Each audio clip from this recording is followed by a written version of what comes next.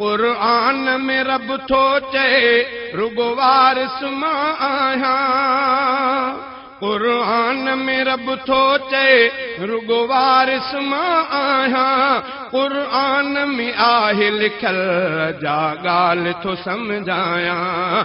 क़ुरान में आहे लिखल जा ॻाल्हि थो सम्झायां।